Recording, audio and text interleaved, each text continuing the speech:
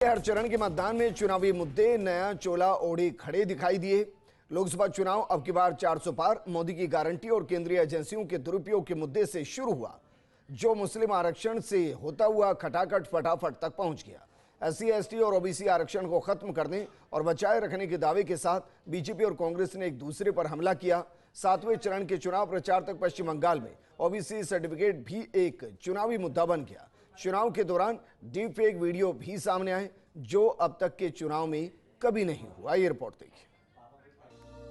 चुनाव आयोग के द्वारा 7 चरणों में लोकसभा चुनाव की घोषणा के तत्काल बाद दिल्ली आबकारी नीति घोटाले में पहले बीआरएस प्रमुख के चंद्रशेखर राव की बेटी के कविता और बाद में दिल्ली के मुख्यमंत्री अरविंद केजरीवाल की गिरफ्तारी को विपक्ष ने बड़ा मुद्दा बनाया।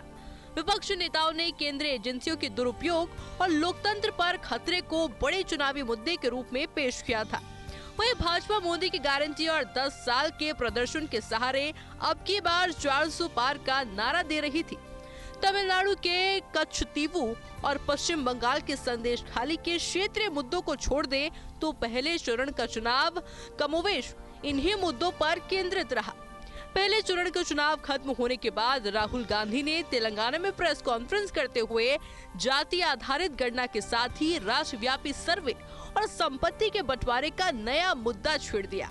इस मुद्दे को तूल देने का काम गांधी परिवार के निकटतम रहे सैम पित्रोदा ने संसाधनों के समान वितरण के बयान देकर कर दी। प्रधानमंत्री नरेंद्र मोदी ने इसे तत्काल मध्यम वर्ग का बड़ा मुद्दा बनाते हुए महिलाओं के मंगलसूत्र छीनने और 4 कमरे के फ्लैट में 2 कमरे को लेकर दूसरे को दिए जाने से जोड़ दिया। वहीं दूसरे चरण का मतदान होने तक भाजपा और विपक्षी दलों के नेताओं के बीच इसी को लेकर तकरार होती रही और प्रियंका गांधी ने राजीव गांधी के शहीद होने वाला बयान देते हुए सोनिया गांधी के देश के लिए अपने मंगलसूत्र के बलिदान से इसका जवाब दिया। दूसरे चरण के पहले इस मुद्दे पर अखबारों के लेख, टीवी चैनल्स के डिबेट और सोशल मीडिया पर चल रहे तर्क वितर्क को देखकर ऐसा लगा कि कहीं पूरा चुनाव इसी मुद्दे पर न निकल जाए। लेकिन दूसरे चरण का चुनाव समाप्त होते ही नए मुद्दे की एंट्री हो गई। मोदी गारंटी बनाम कांग्रेस की गारंटी से शुरू हुआ 2024 का चुनाव तीसरे चरण के प्रचार में राजनीतिक आक्रामकता पर पहुंच गया।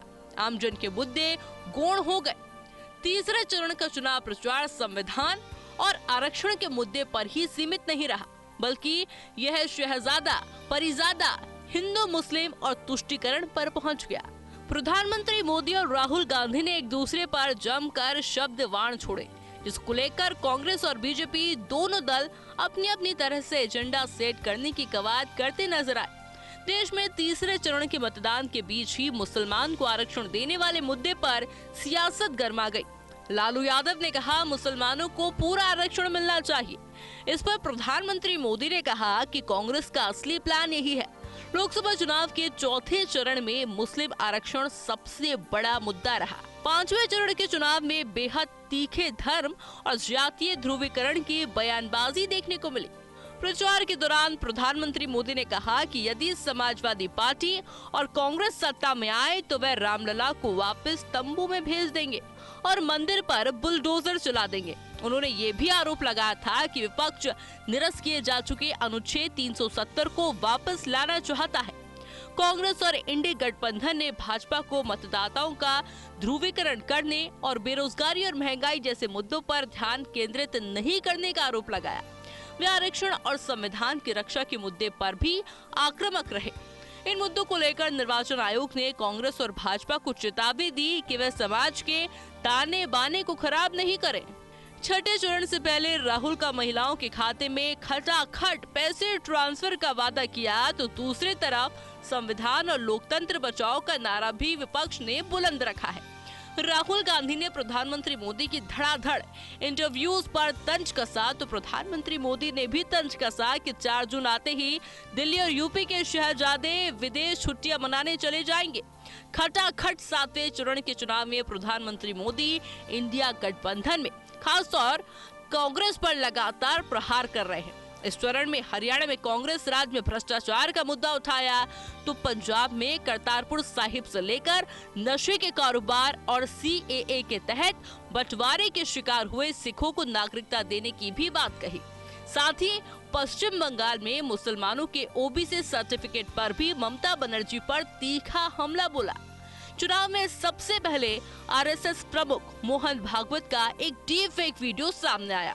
खुद भागवत ने इसे फर्जी बताते हुए लोगों को सावधान किया और साथ ही आरक्षण को लेकर संघ की प्रतिबद्धता भी दोहरा दी। इसके बाद गृह मंत्री अमित शाह का ऐसा ही फेक वीडियो सामने आ गया, जिसे तेलंगाना के मुख्यमंत्री रेवंत रेड्डी समेत कांग्रेस और विपक्ष के तमाम नेताओं ने साझा किया था। इसके साथ ही कांग्रेस नेताओं ने भाजपा को SC ST OBC विरोधी बताते हुए कहना शुरू किया कि मोदी सरकार तीसरी बार सत्ता में आने के बाद बाबा साहब अम्बेडकर का संविधान बदल देंगे। इसके जवाब में दिल्ली पुलिस में FIR के साथ ही भाजपा ने फेक वीडियो का बड़ा मुद्दा बनाते हुए कांग्रेस पर हमला बोल दिया। देश में आज़ादी के बाद हुए लोकसभा चुनाव में अब तक हर बार एक ही मुद्दे पर चुनाव लड़ा जाता रहा है, लेकिन यह पहली बार ऐसा हुआ है जबकि लोकसभा चुनाव के हर चरण में अलग अलग मुद्दों की गूंज सुनाई दी। भाजपा के 400 पार के नारे के जवाब में अगर कांग्रेस ने आरक्षण बदलने की बात को उछाला, तो वहीं बीजेपी की तरफ से मुस्लिम आरक्षण और सीमा पार से समर्थन की बात भी की गई। कई बार तो ये जुबानी जंग इतनी तीखी हो गई कि चुनाव आयोग को बीच में हस्तक्षेप करना पड़ा। अब 7वें चुनाव के लिए मतदान होने जा रहा है, तब OBC सर्टिफिकेट और नशे के कारोबार को लेकर मुद्दा जोर शोर से उठाया जा रहा है। कैमरा पर्सन सुरेंद्र के साथ फर्स्ट इंडिया न्यूज़ के लिए पंकज।